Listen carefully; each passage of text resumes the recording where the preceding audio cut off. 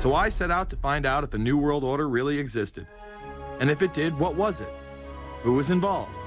And what were their goals? The very word secrecy is repugnant in a free and open society. And we are, as a people, inherently and historically opposed to secret societies, to secret oaths, and to secret proceedings. For we are opposed around the world by a monolithic and ruthless conspiracy. It is a system which has conscripted vast human and material resources into the building of a tightly knit, highly efficient machine. Its preparations are concealed, not published. Its mistakes are buried, not headlined. Its dissenters are silenced, not praised. No expenditure is questioned, no rumor is printed, no secret is revealed. Some cringe when they hear the term New World Order, despite all of these prominent people using it.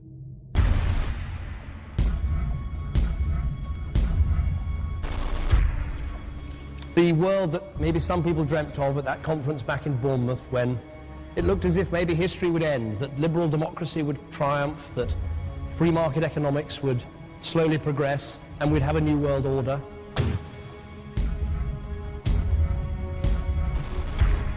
And together they helped to create, were the principal leaders in creating, a new world order and a winning strategy in the Cold War.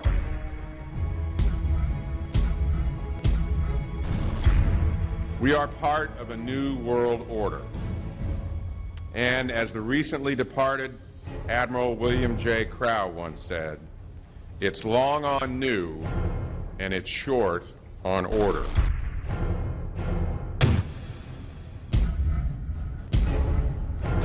Walter Isaacson wrote a wonderful book about some of the wise men who helped shape the New World Order following the Second World War.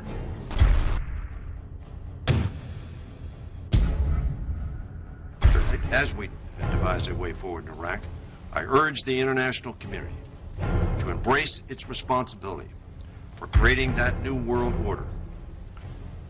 A new world order based upon collective action.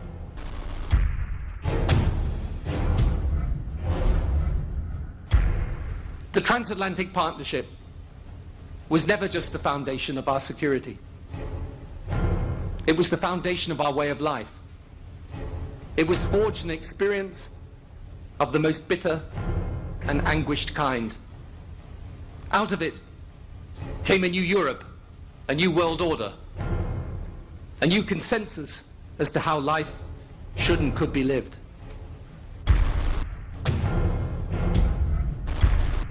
And just like that, it was gone. It was a new world order. That's what President George H. Bush said. Harvard historian Francis Fukuyama pronounced the end of history. In fact, when it is used, that person is often dismissed out of hand because of the perception that it is nothing more than a conspiracy theory. Actually, the idea of global governance and a one world order has been around for centuries, and the term New World Order has been used frequently in recent history. The New World Order means different things to different people, but to those who expect to be in control of it, it means the same thing. It means all the world under their control. They believe that somebody must rule. After all, people are too darn dumb to know how to rule themselves. They figured that that's their role. The first in-depth publication of note was Samuel Zane Batten's work, The New World Order, which was published in 1919. Under the cloak of Christianity, this order speaks of a new world rising and advocates social control over all people and all resources. It promotes a world federation with a world parliament, an international court, and a global police force. Some of its goals are as follows. Community. The danger and loss in crime and degeneracy. The determination to make community life safe, sanitary, wholesome, and moral. Industrial. The disappearance of class distinctions and the solidarity of all interests in the economic process. National. The conception of the nation's welfare as the supreme concern, with the policy that everything shall contribute to this end, and every person must do some useful work. International. The creation of an international mind, with a world consciousness and a world patriotism. the destruction of every arbitrary power that can separately and of its single choice disturb the peace of the world. Well, government is good, right? It put an end to war. Well, it could put an end to war because you just only have one dictator. I think Adolf Hitler had that in mind. He wanted a world government too, with himself as the master leader. Many have regarded Hitler as the apex of evil, a true heart of darkness. But how many people know that Hitler had his own vision of a new world order? Hitler had been promoted by the establishment. He graced the cover of Time magazine many times and was their Man of the Year twice. His vision was simple: unify Europe and then the world. The only real difference was that his order was racially motivated, instead of being based solely on religion. He even wrote a lesser-known follow-up to Mein Kampf in 1928 that many have dubbed My Order, or New World Order. President Roosevelt would condemn this order prior to World War II. Nazi forces openly seek to establish systems of government based on the regimentation of all human beings by a handful of individual rulers who seize power by force. Yes, these men and their hypnotized followers call this a new order. It is not new, and it is not order. The idea of globalization was so prominent in Nazi ideology that the 1936 Berlin Games would be the first time that the Olympic rings would be displayed prominently and promoted in order to glorify the Third Reich.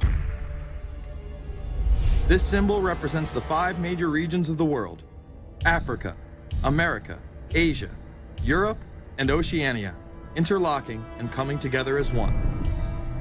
This one world philosophy still defines the Olympic Games today. Australia, hello and welcome. One world, one dream. Hitler's methods of youth corps, concentration camps, eugenics, and military aggression were so visible to the rest of the world, he eventually failed. However, his vision of a new world order lived on. Author H.G. Wells, the man behind The Time Machine and War of the Worlds, would write about a planned world state in which there must be a common faith and law for mankind. In 1939, he would publish a full book on the matter called The New World Order. Wells again has a similar vision, stating that national individualism has to go and that sovereign states must end. He then goes on to write, in the great struggle to evoke westernized world socialism, contemporary governments may vanish. Perhaps his most chilling prediction is that countless people will hate the New World Order, be rendered unhappy by frustration and their passions and ambitions through its advent, and will die protesting against it. Many of them quite gallant and graceful-looking people. Collectivism is that concept where individuals are considered to be discardable, and that the group is more important, and that the ultimate group, of course, is the state. And so it boils down eventually to the fact that the state is the all-important unit of society, and citizens exist only to serve the state. Other men of prominence would also promote a new world order during the 1960s, including industrialist and former New York governor Nelson Rockefeller. These are some of the reasons pressing us to lead vigorously towards the true building of a new world order. Rockefeller would also become vice president under Gerald Ford.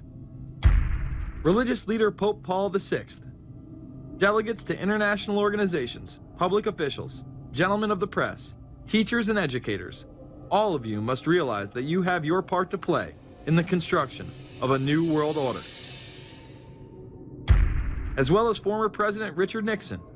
And the hope that each of us has to build a new world order. However, Nixon was largely a mouthpiece for his most dominant advisor, Secretary of State Henry Kissinger. Kissinger may be the most vocal proponent for a new world order of his era. He has called for it time and time again, in policy papers, meetings, and interviews. Time magazine recognized both Nixon and Kissinger as Men of the Year after announcing their new world order in China. However, they were working on it long before. In these once classified documents, they both discussed the new order with the president of Indonesia. Mainstream media was even critical of Kissinger's vision in the early 70s. In ragged, spasmodic fashion, a new world order is coming into being, but it looks less and less like the world order that Mr. Kissinger had constructed in his own mind. Kissinger's New World Order would fall under the radar for some time. However, it saw a vast revival during the first Bush administration. Here is Brent Scowcroft, former vice chairman of Kissinger Associates and former national security advisor under both Ford and Bush Sr., as he discusses the New World Order. Looking at the subtitle this morning, Are We Ready for the New World Order? Gives me something of the shudders. That phrase, New World Order, I'm afraid I'm partly responsible for resurrecting. To me, what that symbolized was perhaps a fundamental change in the character of our response to national security issues. Here, Charlie Rose asked Scowcroft, Kissinger, and former national security advisor Zbigniew Brzezinski if we are living in a new world order. Where are we as we think about this time in American foreign policy? Are we at a special moment which is being redefined? Or are we creating a new world order? We're at a moment when the international system is in a period of change like we haven't seen for several hundred years. In some parts of the world, the nation state on which the existing international system was based is either giving up its traditional aspects, like in Europe, or as in the Middle East. George H.W. Bush would campaign for a new world order like no other president before him. He would openly discuss it during his State of the Union address. What is at stake is more than one small country. It is a big idea, a new world order, where diverse nations are drawn together in common cause to achieve the universal aspirations of mankind. Again, a unified Europe was a major goal in creating this order. With few exceptions, the world now stands as one. A year and a half ago, in Germany, I said that our goal was a Europe whole and free. Tonight, Germany is united. Europe has become whole and free. The world can therefore seize this opportunity to fulfill the long-held promise of a new world order. We can find meaning and reward by serving some higher purpose than ourselves, a shining purpose, the illumination of 1,000 points of light.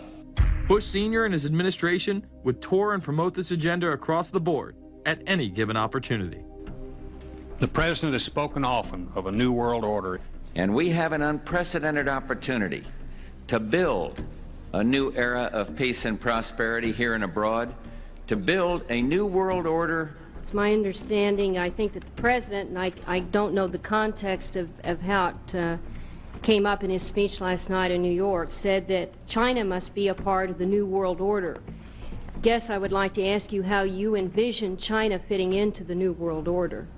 It is a country that we are going to have relationships with by virtue of its geopolitical importance. American officials say breaking down regional and national barriers to the flow of goods and services would represent a spectacular benefit to economies around the world.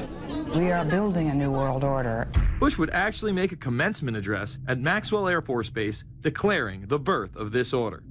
And that's why I wanted to speak to you today about the new world taking shape around us, about the prospects for a new world order now within our reach. In the coming weeks, I'll be talking in some detail about the possibility of a new world order emerging after the Cold War. But today, I want to discuss another aspect of that order. You see, as the Cold War drew to an end, we saw the possibilities of a new order in which nations work together. It refers to new ways of working with other nations to deter aggression and to achieve stability.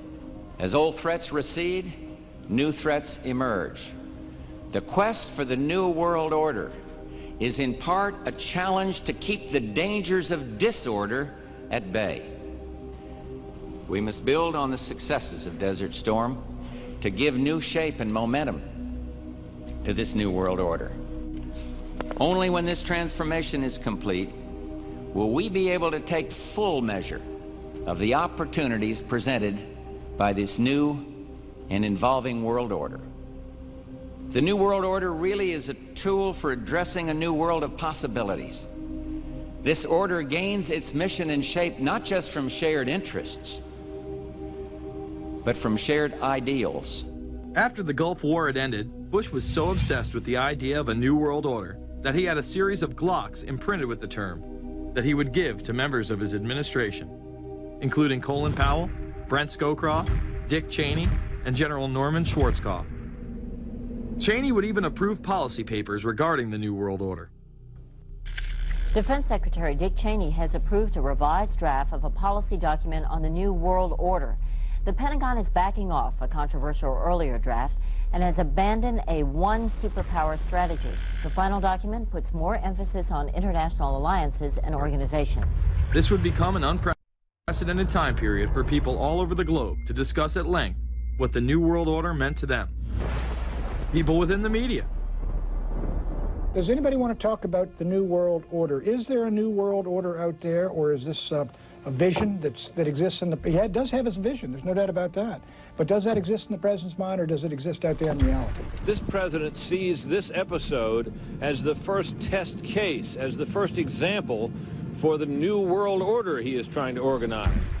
Some people have called it the New World Disorder, and there's a lot of truth to that.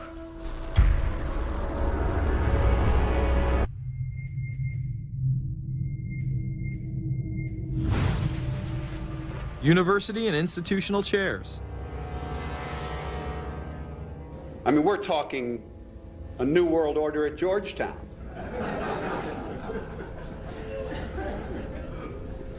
And we'd like to be very much a part of it and continue to live. This is a world that is likely to be dominated in the near future, and perhaps longer, by the Gulf War and the New World Order, which is the buzzword of the moment. So the secret of a New World Order, and at this point it's just a slogan, but it does have some historical background in terms that orders have succeeded each other over time. The secret of this is to learn how to use coalitions. We are effective in the United Nations. People within government. George Bush has invoked a New World Order without enunciating a new American purpose. The president has still failed to articulate clear goals for our nation's foreign policy in this new age. I find the term New World Order very revolting, and just not only historically but politically today. I think Harding is absolutely right, and the actions of the administration just after enunciation of the New World Order put the lie to the fact there is any real substance behind what they say as New World Order. The first act of the New World Order was A, to make war, and then B, was to sell arms all over again. Is there a New World Order? We know certainly that George Bush has copyrighted the term at this point.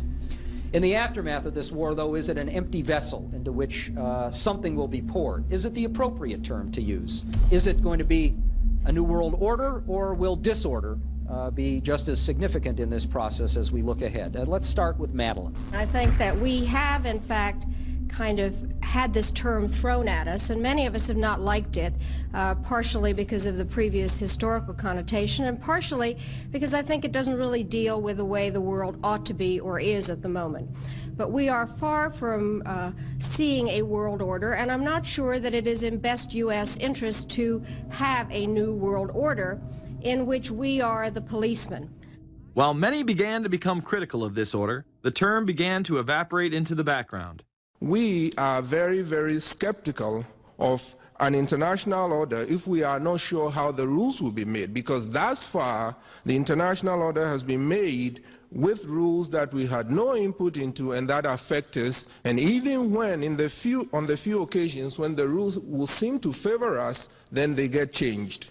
A unipolar world, a world of one superpower, may be quite dangerous for us.